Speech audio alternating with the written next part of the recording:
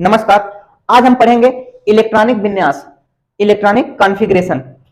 तो इलेक्ट्रॉनिक विन्यास क्या होता है, इसको कैसे करते हैं, इसको जानने से पहले हम जानते हैं परमाणु के बारे में और इलेक्ट्रॉन प्रोटॉन न्यूट्रॉन के बारे में।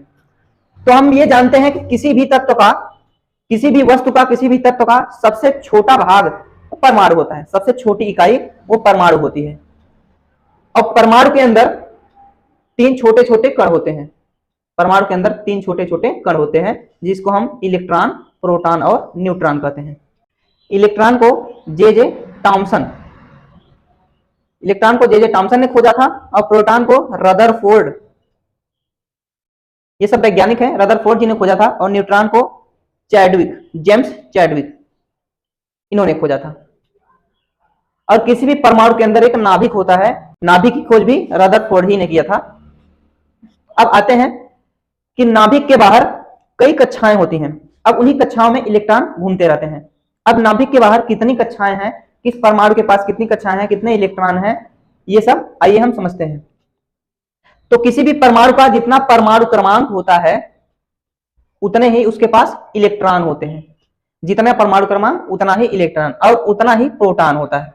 इसका मतलब परमाणु क्रमांक, इलेक्ट्रॉन और प्रोटॉन सब बराबर होते हैं। किसी भी कक्षा में इलेक्ट्रॉन इस रूप में भर सकते हैं। पहली कक्षा में अधिकतम 2 इलेक्ट्रॉन हो सकते हैं, फिर 8, 8, 18, 18, 32। तो इसी क्रम में इलेक्ट्रॉनों को हमें भरना होता है। 2, 8, 8, 18, 18, 32।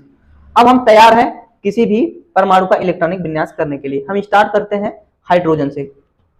हाइड्रोजन का परमाणु क्रमांक 1 होता है, 1 इलेक्ट्रॉन होते हैं। तो हाइड्रोजन, यहाँ पे हाइड्रोजन परमाणु है तो हाइड्रोजन में एक ही इलेक्ट्रॉन है। और पहली कक्षा में अधिकतर ज्यादा से ज्यादा 2 इलेक्ट्रॉन हो सकते हैं। तो पहली कक्षा में हमने कितना इलेक्ट्रॉन दे दिया? 1। तो इलेक्ट्रॉनिक विन्यास इसका हो गया 1। अब अगला कोई भी एग्जांपल हम लेते हैं, जैसे कार्बन हो गया। कार्बन 6वें नंबर पे है, यानी कि इसके पास 6 इलेक्ट्रॉन है। तो कार्बन का इलेक्ट्रॉनिक विन्यास हम कैसे करेंगे? कार्बन के पास कुल 6 इलेक्ट्रॉन है और हम जानते हैं किसी भी परमाणु में पहली कक्षा में कितने इलेक्ट्रॉन ज्यादा से ज्यादा हो सकते हैं? 2। तो पहली कक्षा में हमने 2 इलेक्ट्रॉन तो दे दिया इसको। अब 2 इलेक्ट्रॉन इसको हमने दे दिया, लेकिन अभी भी इसके पास 4 इलेक्ट्रॉन बचे हैं। तो जो इलेक्ट्रॉन अब बचे हैं वो अगली कक्षा में चले जाएंगे। अगली कक्षा में ज्यादा से ज्यादा कितने हो सकते हैं? 8। और हमारे पास बचा हुआ 4, तो जितना बचा हुआ है हम उतना ही भर देते हैं। तो 1, 2, 3 और 4। तो इसका इलेक्ट्रॉनिक विन्यास हो जाएगा 2 और 4, और इसका हाइड्रोजन का 1।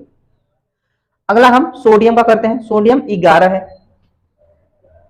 11 इलेक्ट्रॉन इसके पास होते हैं। तो सोडियम के पास 11 इलेक्ट्रॉन है और 11 इलेक्ट्रॉन है, तो इसका इलेक्ट्रॉनिक विन्यास कैसे होगा? हम जानते हैं पहली कक्षा में ज्यादा से ज्यादा कितने इलेक्ट्रॉन हो सकते हैं? 2। तो पहली कक्षा में हमने कितना कर दिया? 2। ये सोडियम है तो पहली कक्षा में 2 इलेक्ट्रॉन। दूसरी कक्षा में ज्यादा से ज्यादा 8 इलेक्ट्रॉन हो सकते हैं, लेकिन हमें यहाँ ध्यान देना है कि पहले इसको गिनेंगे। 2 इलेक्ट्रॉन तो भर चुके हैं, अभी 9 इलेक्ट्रॉन बचा हुआ है। तो 9 इलेक्ट्रॉन यहाँ पे 9 इलेक्ट्रॉन में भरना है और दूसरी कक्षा में ज्यादा से ज्यादा 8 ही हो सकते हैं। तो दूसरे में हम कितना करेंगे? केवल 8, 5, 6, 7 और 8। अभी भी इसके पास 1 इलेक्ट्रॉन बचा हुआ है। अब 1 इलेक्ट्रॉन बचा हुआ कौन सी कक्षा में जाएगा? अगली कक्षा में। तो अगली कक्षा में कितना इलेक्ट्रॉन हो गया? 1। तो इसका इलेक्ट्रॉनिक विन्यास क्या होगा? पहली कक्षा में 2 इलेक्ट्रॉन, दूसरी कक्षा में 8 और तीसरी कक्षा में 1।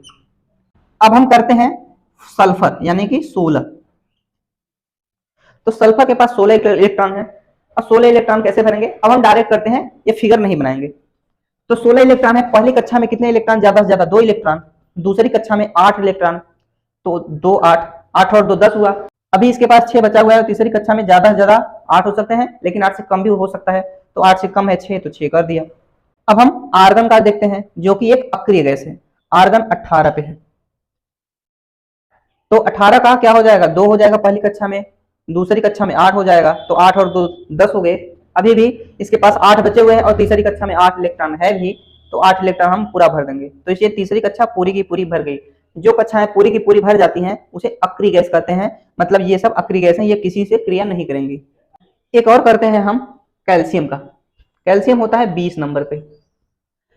तो 20 नंबर पे है तो 20 इलेक्ट्रॉन भी इसमें होंगे। अब 20 इलेक्ट्रॉन को भरने का क्रम क्या है? यही है 2, 8, 8, 18, 18, 32। पहली कक्षा में 2 इलेक्ट्रॉन, दूसरी कक्षा में 8 इलेक्ट्रॉन, तीसरी कक्षा में भी 8 इलेक्ट्रॉन। तो 2, 8, 8, 18 हो गए। अभी भी 2 बच रहा है, तो चौथी कक्षा में इलेक्ट्रॉन जाएगा। और चौथी कक्षा में ज्यादा से ज्यादा कितने हो सकते हैं? 18। लेकिन हमारे पास 2 है तो हम 2 ही भर देते हैं। तो ये रहा इलेक्ट्रॉनिक विन्यास। इस इलेक्ट्रॉनिक विन्यास की सहायता से हम केवल 20 तक के तत्वों का ही आसानी से इलेक्ट्रॉनिक विन्यास कर सकते हैं और कक्षा 10 तक के छात्रों के लिए ये बिल्कुल सही है।